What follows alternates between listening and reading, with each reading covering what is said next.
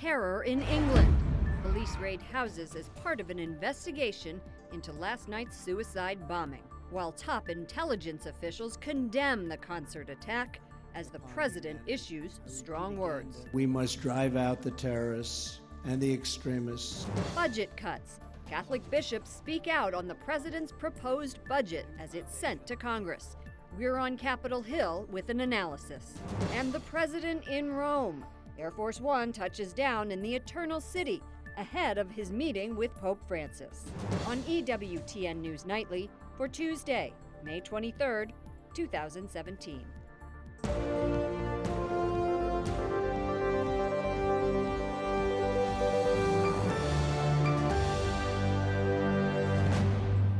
ISIS claims responsibility for a deadly bombing at an Ariana Grande concert in England, an attack President Trump blames on evil losers. Good evening, and thank you for joining us for news from a Catholic perspective. I'm Lauren Ashburn. We have team coverage of the terror attack in Manchester. Wyatt Goolsbee will bring us the U.S. response in a moment. First, the latest on the investigation. Police say the bombing left at least 22 people dead, including an 8-year-old girl. At least a dozen other children were among the 59 people wounded. And tonight, investigators identify the suicide bomber as 22-year-old Salman Abedi, the man responsible for the heinous attack. ISIS has claimed responsibility. It was supposed to be a night of fun, but it turned into a night of terror after an explosion outside a concert in the UK by American pop singer Ariana Grande. The blast occurred just outside the Manchester Arena where Grande performed Monday night. Terrified concertgoers, many of them teens or preteens, fled the chaotic scene. Many parents had no idea if their children were killed or injured. Spoke to her just before 10 o'clock. She was enjoying herself, and we've not heard anything from her since. Condemnation for the attack was swift. So many young, beautiful, innocent people living and enjoying their lives murdered by evil losers in life. All acts of terrorism are cowardly attacks on innocent people. But this attack stands out for its appalling, sickening cowardice. Manchester police say they believe the suspect died at the scene and are treating the attack as a terrorist incident. Hundreds of police have been deployed across the city as authorities investigate. We believe at this stage the attack last night was conducted by one man. The priority is to establish whether he was acting alone or as part of a network. Investigators are now looking to see how the alleged bomber knew how to build or obtain the bomb. It is not clear if Ariana Grande's next show, planned for Thursday in London, will take place. The Director of National Intelligence is calling the bombing tragic. Both he and the Secretary of State, Rex Tillerson, are offering their condolences to the families and vowing to help the British in their investigation. National Security Correspondent Wyatt Goolsbee joins us with reaction from the State Department. Once again reminds us that this threat is real. It is not going away. In an aptly timed hearing on global threats, National Security Director Daniel Coats tells senators on Capitol Hill it's vital the U.S. works closely with the British government to protect the American people. Everywhere we turn, we can see threats to the world's rules-based order that underpins global security and prosperity. Top lawmakers like Senator John McCain reacting to Coats' suggestion that the suspect in the UK attack could have been a homegrown terrorist inspired by ISIS. House Speaker Paul Ryan calling the attack heinous. This is why I'm pleased the president's overseas working on going on offense against ISIS. Let's fight them over there instead of here. Senator Bill Nelson, a Democrat, agrees that if the suspect is a homegrown terrorist, they know who's to blame. This is a continuing problem that we have, that Al-Qaeda and ISIS have metastasized all over the world. If, however, we find out that this was specifically directed from Raqqa, we are closing in on Raqqa. But the White House isn't about to take on Raqqa alone. This weekend, President Trump called on dozens of Muslim countries to join him in a renewed campaign against extremism. Senator Lindsey Graham, a Republican, says our partners need to take it one step further. attacking ISIS radical ideology. As ISIL gets defeated on the battlefield abroad, as we confront their ideology in cyberspace, ISIL's days are numbered, but this is going to be with us for a long time, and we're just going to have to push through it. Senator Graham also emphasized the importance of getting moderate Muslims around the world to offer an alternative to ISIS's radical ideology. Many hope the president's new counterterrorism effort will be a step in the right direction. Pope Francis is deeply saddened by what he calls the barbaric attack. In a telegram, the Pope's Secretary of State wrote, "The Pope is praying for the victims." He added, "Mindful in a particular way of those children and young people who have lost their lives and of their grieving families, Pope Francis invokes God's blessings of peace, healing, and strength upon the nation." President Donald Trump on Tuesday continued his push for peace between Israel and Palestine. He called on both sides to put aside the pain and disagreements of the past. Correspondent Mark Irons is at the White House. Good evening, Mark. Good evening, Lauren. The man who wrote The Art of the Deal is now seeking what he calls the ultimate deal, peace in the Middle East. The Palestinian president is hoping for the same. I hope that it will go in history. The President Donald Trump was the American president who achieved peace between the Palestinians and the Israelis. In Bethlehem this morning, Palestinian leader Mahmoud Abbas reiterated his desire for peace, a sentiment echoed by President Trump. I am truly hopeful that America can help Israel and the Palestinians forge peace. Trump then visited Yad Vashem, a Holocaust memorial in Jerusalem, and stopped at the Israel Museum with Prime Minister Benjamin Netanyahu. I'm personally committed to helping Israelis and Palestinians achieve a peace agreement. White House officials downplayed the prospects of a peace agreement breakthrough on this trip, and for those living in the West Bank, skepticism remains high. In a nutshell, it's not going to go too well, and if it does, I'll give you $1 million, but it's not going to go anywhere. Peace has been elusive. The last round of talks in 2014, led by the Obama administration, fell apart. In the last 50 years, there have been many negotiations, including talks of a controversial two-state solution.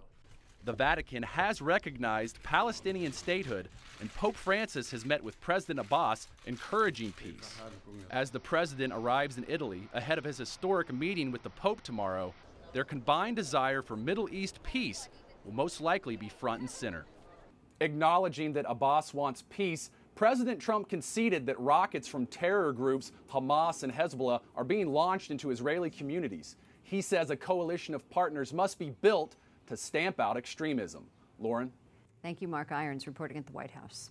President Trump will close his ambitious first foreign trip with a pair of summits in Brussels and Sicily. But first, he'll meet the Holy Father for the first time.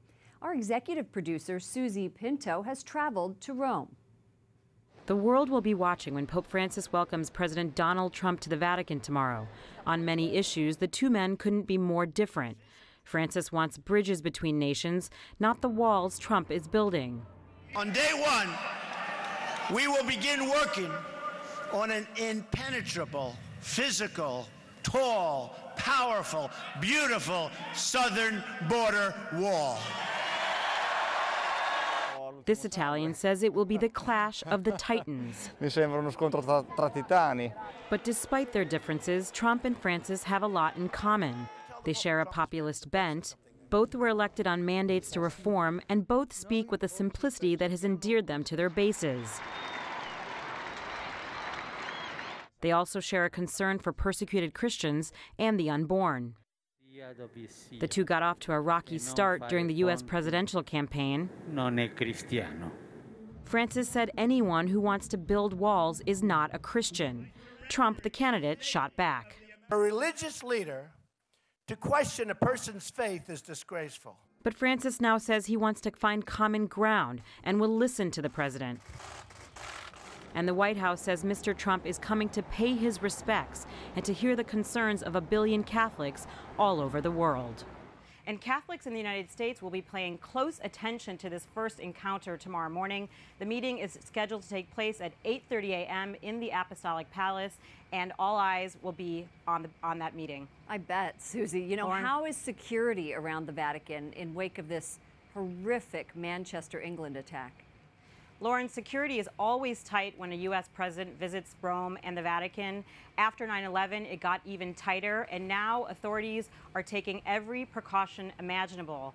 The street leading up to St. Peter's Basilica will be closed to pedestrians tomorrow. And today we witnessed a very tense moment when police inspected what appeared to be an unattended bag. The area was evacuated. There was no official report about what was in that bag. But tomorrow we are expecting a big police presence and very tight security. I understand the protests are expected. That's right, Lauren. The U.S. Embassy in Rome says that at least one demonstration will take place. It's organized by expats who would like to protest Trump's policies and his presidency. They say there'll be about 100 people, but that protest is going to take place on the other side of town, so not near the Vatican. But still, the city is expected to be in gridlock due to traffic delays and street closures. Anytime the president goes anywhere, that happens, and we witness that here in Washington all the time. Thank you so much, Susie Pinto, EWTN News Nightly executive producer. Thank you, Lauren. The president of the Philippines is cutting a trip to Moscow short after a group connected to ISIS attacked a southern Filipino city. Rodrigo Duterte declared martial law for 60 days.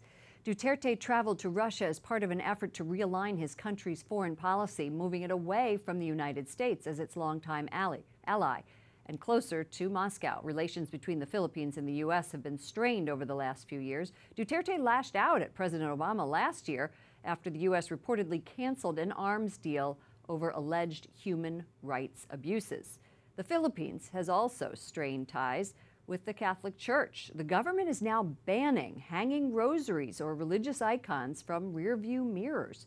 The ban of items like these is part of a new law aimed at eliminating distracted drivers, but it has sparked an outcry in the Catholic country. 80% of the population is Catholic.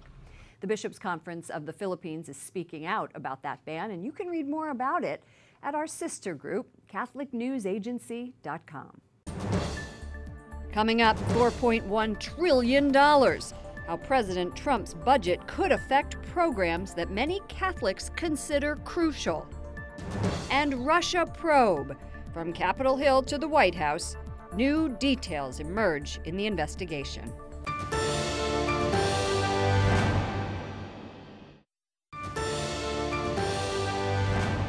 A new report claims President Trump asked two top intelligence officers to publicly deny any evidence his campaign worked with Russia during the election. Current and former U.S. officials told The Washington Post and CNN that the president asked the director of national intelligence and the security director to deny Russian connections. Sources say both refused to comply. The White House is not commenting. Former CIA Director John Brennan is accusing Russia of recruiting Americans to brazenly interfere with the U.S. presidential election. At a House Intelligence Committee hearing today, Brennan says he started worrying about possible ties last summer. I had unresolved questions in my mind as to whether or not the Russians had been successful in getting U.S. persons involved in the campaign or not to work on their behalf, again, either in a witting or unwitting fashion. He stopped short of calling the ties between Russia and the Trump campaign collusion. President Trump's new $4.1 trillion budget proposal arrived on Capitol Hill and focuses on 8 pillars of reform, including health care, taxes, immigration, and reductions in federal spending. It cuts funds for abortion providers like Planned Parenthood, slashes welfare programs, and ramps up spending for school choice and defense. Capitol Hill correspondent Jason Calvi looks at the impact of the proposal from a Catholic perspective. Good evening, Jason. Good evening, Lauren. The president's wish list was delivered here to the Capitol today. The budget writers said they used the president's campaign speeches and promises to create this proposal. It includes a 6-week paid paternity leave program championed by his daughter, Ivanka. President Trump's budget's titled A New Foundation for American Greatness. Compassion needs to be on both sides of that equation. Yes, you have to have compassion for folks who are receiving the federal funds, but also you have to have compassion for the folks who are paying it. Compassion. White House Budget Director Mick Mulvaney uses that word a lot to sell the 2018 budget. We're no longer going to measure compassion by the number of programs or the number of people on those programs, but by the number of people we help get off of those programs. President Trump's proposal would cut $191 billion from food stamps in 10 years and $600 billion in 10 years from Medicaid, the government insurance program for the poor and many disabled. Food, nutrition, and especially for young people, children, it's harmful. Venice, Florida Bishop Frank Duane joined other bishops' conference leaders in writing this letter to lawmakers to urge them to protect the most vulnerable. There's moral implications for every one of those line items. Yes, a deficit needs to be decreased. We don't want to put a burden on future generations, but we need to look at also what is morally feasible. Conservatives happy with the proposed reforms to welfare say a safety net will still catch the truly needy. We got a lot of able-bodied folks that we should probably have in the workforce. Some of this just seems to make sense, right? So that the truly needy, right, the truly disabled, get what they deserve. But Democrats blast the budget. The Trump budget takes a sledgehammer to the middle class and to working class Americans, lavishes tax breaks on the wealthy, and imagines all of the deficit problems away with fantasy math. President Trump's proposal predicts that the budget deficit will start declining and reach a surplus by 2027. That hasn't happened since 2001, but Trump's budget is based on more than 3% growth, which many economists think is unrealistic. Lauren? Well, now that Congress has the president's budget and this, 5-pound appendix, what is next? How are we going to see the government move forward? Congress, especially the House of Representatives, has what's called the power of the purse. So they'll be the ones making the decisions about the budget and voting and debating and actually formulating that budget. One Republican said the president's budget is a starting place, conservative, and then it will move to the middle. That's because it needs 60 votes in the Senate to pass, meaning 8 Democrats will have to agree to it. Jason Calvi reporting on Capitol Hill. Thank you, Jason. Every year, nearly 6,000 Americans are diagnosed with ALS, a disease that causes muscular atrophy. Now, a bipartisan House bill seeks to permanently allow people with diseases like ALS to have access to speech generation devices. Joining us now is Congresswoman Cathy McMorris Rodgers. This is a very personal issue for you. You have a son with Down syndrome and have been a vocal advocate of disability rights. Tell us about your new bill.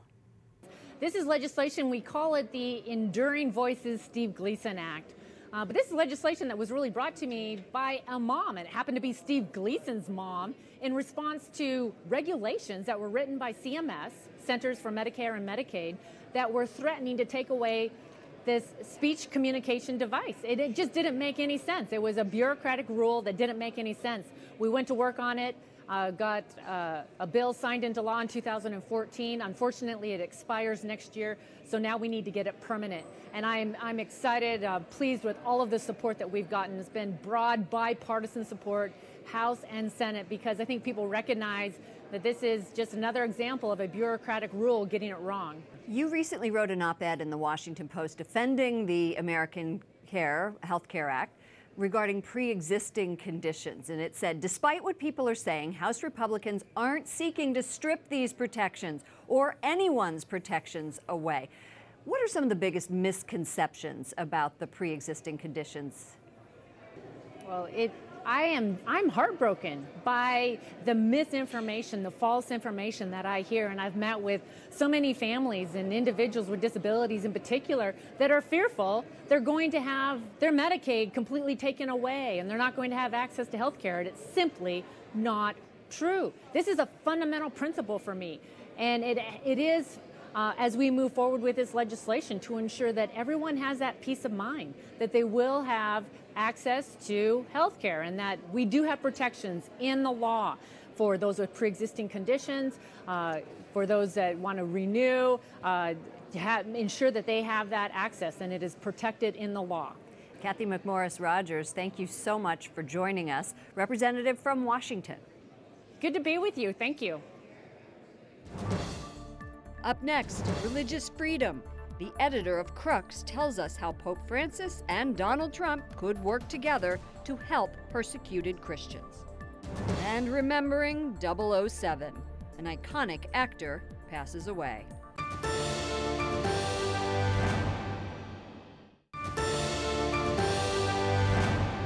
Pope Francis remembers the late Archbishop Oscar Romero, who was beatified 2 years ago. E questo è il cammino della nostra conversione quotidiana.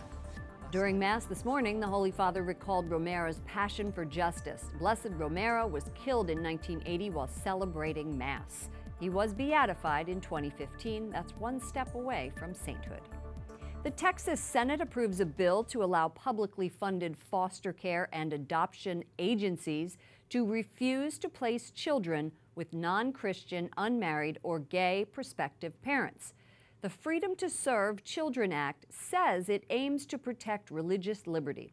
If the governor signs the bill, Texas will become the second state with similar laws. South Dakota passed legislation in March.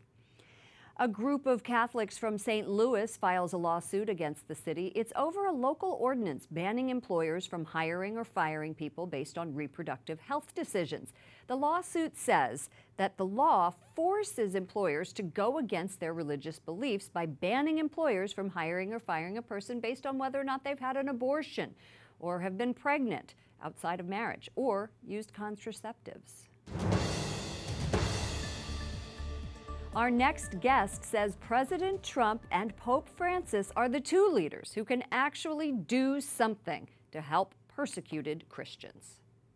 John Allen, editor of Crux, joins us now. Hey, John, you are called the best Anglophone Vatican reporter ever. So when you speak, we listen. You say that instead of focusing on the odd couple, that the world should focus on what the U.S. and the Holy See can do together to help persecuted Christians. What do you think can be accomplished?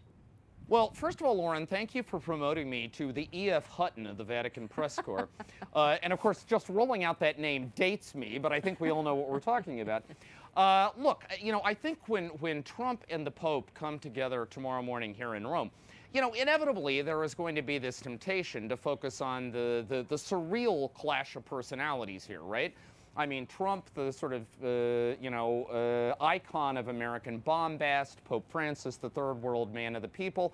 But what we should not forget and must not forget is that these are also leaders of two of the world's most important institutions. In the United States, you were talking about the most important temporal power, the most important hard power on the global stage. And in the Vatican, we're talking about the most important voice of conscience, the most important soft power on the global stage. So inevitably, when these two institutions come together, there is a lot at stake. And I think in this case, there is a kind of unique moment of opportunity here because you have two leaders who, for various reasons, have been talking in very similar ways about a shared concern, which is the fate of persecuted Christians in the Middle East. Candidate Donald Trump vowed to make the protection of Christians in Iraq and Syria a foreign policy priority of the United States. Pope Francis has been talking really since the beginning of his papacy about how there are more martyrs in the church today than in the early centuries of the church, how there is a vast ecumenism of blood today.